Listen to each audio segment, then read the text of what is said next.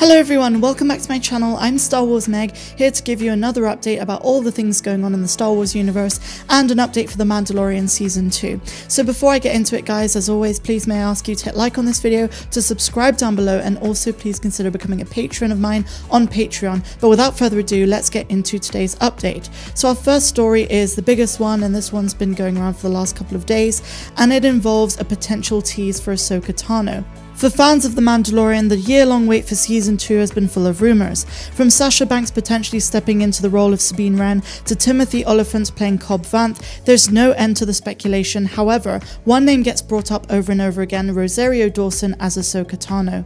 Ahsoka's reappearance in The Mandalorian has yet to be officially confirmed, but a preview of the upcoming Star Wars toy release all but confirms a thrilling addition to the cast that fans had long suspected. Ahsoka Tano fought with two lightsabers throughout the Clone Wars, but Hasbro is selling one, branded as her Clone Wars lightsaber.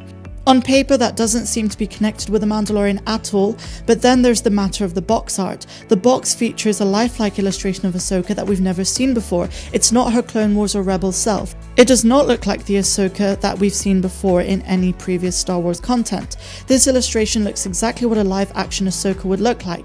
It also bears resemblance to a very well-known actor. The likeness to Rosario Dawson was pointed out by a Twitter user, and while it's difficult to tell from just a monotone illustration, it does look like there's a similarity between this Ahsoka and many Photoshop estimations as to what Dawson would look like in full makeup. The lightsaber isn't slated for release until April of 2021, but could the team behind the Star Wars Black Series have had access to the Mandalorian footage in order to make this rendition of Ahsoka resemble the one that may grace our screens before the end of the year? Well, it would be a stretch. The Star Wars Black Series lightsabers are all packaged with illustrations similar to this one. While all previous sabers in the collection have had live-action characters to use as references, Ahsoka was the only one to be seen in animation, so her illustration had to be augmented to be lifelike. It's not the first time we've seen animated characters be illustrated to look like more realistic Star Wars characters. A special set of Rebels action figures were each accompanied with a lifelike illustration depicting Zeb, Chopper, Kanan, Hera, Sabine, and Ahsoka. While that Ahsoka illustration differs somewhat from the one featured on the lightsaber packaging, this set demonstrates how these lifelike drawings may not be influenced by an upcoming live-action appearance. Whether or not the lightsaber package illustration is based on Ahsoka Tano is debatable, but there is some news to be gleaned by this. A new Ahsoka lightsaber release may be in anticipation of a newfound interest in her character, possibly tied with her live-action appearance in The Mandalorian Season 2. So let me know if you guys think that this is just a coincidence, or if it is in fact in anticipation for Season 2 that they're releasing an Ahsoka Tano lightsaber that has a lifelike Ahsoka on it. In my opinion, it could go either way. They might just be benefiting on the fact that a lot of fans are anticipating a potential Ahsoka, but on the other hand, they may have seen footage for Season 2 of The Mandalorian, and they're using it as a not-so-subtle promotional tool. So for our next article, we step away from The Mandalorian very briefly to talk about a really funny tweet that Mark Hamill posted, and this article states, Star Wars' Mark Hamill sums up Donald Trump and Joe Biden's TV debate in one perfect tweet. Look, I'm not going to get political whatsoever, I just think this was a very funny tweet, and it relates to the Star Wars Holiday Special, because Mark Hamill, who obviously plays Luke Skywalker, stated, that debate was the worst thing I've ever seen, and I was in the Star Wars Holiday Special. So obviously Mark Hamill is joining in on the big joke that's been long ongoing in the Star Wars fandom, that the Star Wars Holiday Special was one of the worst pieces of Star Wars content, but in doing so it's actually gained a new kind of notoriety and popularity amongst the fan base because it's so beloved because it was considered so poor for a Star Wars quality. And I just wanted to point this out because I thought it was a very funny tweet, and yeah, let's move on. So now let's get back to more Mandalorian Season 2 news, and this one is very far-fetched, and before people start looking up how to spell fake news so that they can type it in the comments down below, just to say I even myself am very skeptical about this, but I wanted to share it with you guys to know what you think. Many people have looked at the dates for the upcoming chapters of Season 2, and they've noticed that the finale falls on 18th of December 2020. And in doing so, some people have put two and two together that that was the date that the Force Awakens dropped in cinemas, and some people are stating that because of this there's got to be some connection with that film. And a couple of hypotheses that have cropped up over the last 24 hours state that because that was the date of the release of The Force Awakens, in the finale we might get Maz Kanata and her association and backstory with the Skywalker lightsaber. I think this is absolutely absurd and far-fetched. I think it's just a rant. So now we turn from the post-Return of the Jedi era to pre-Phantom Menace era in our next news article, which talks about the High Republic stories, which take place 200 years before Episode 1 in the Skywalker saga.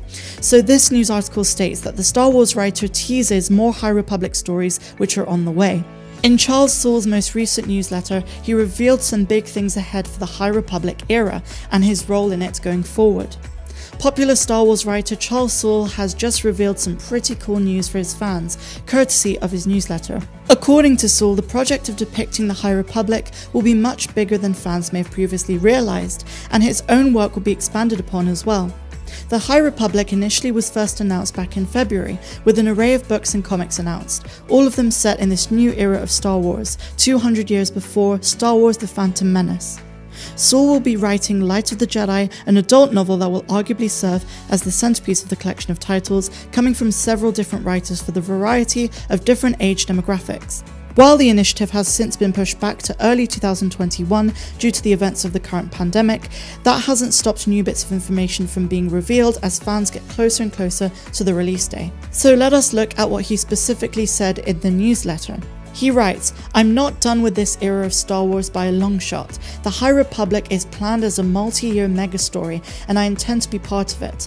I've already got a few projects set for it with more to come, I'm sure. The High Republic is a very cool space in which to play, and I think I have some great stories to tell as well." I'm not sure why, but this article really excites me as a Star Wars fan because we've wanted them to delve into the past of Star Wars for a very long time. While they're not delving into the Old Republic, like in the video game Knights of the Old Republic, this is still a very exciting period of time for Star Wars, and we're going to learn a lot more about the Force and what the Jedi used to be like, as well as the old rivalry with the dark side users, the Sith.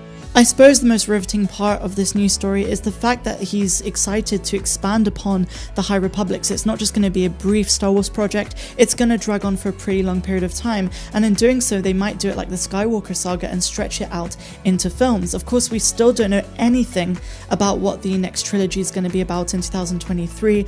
We know nothing about the spin-off films that are going to be in between those three segments and after them, and as such, even though Lucasfilm are still in the planning stage, I think this might be the direction they'll go in.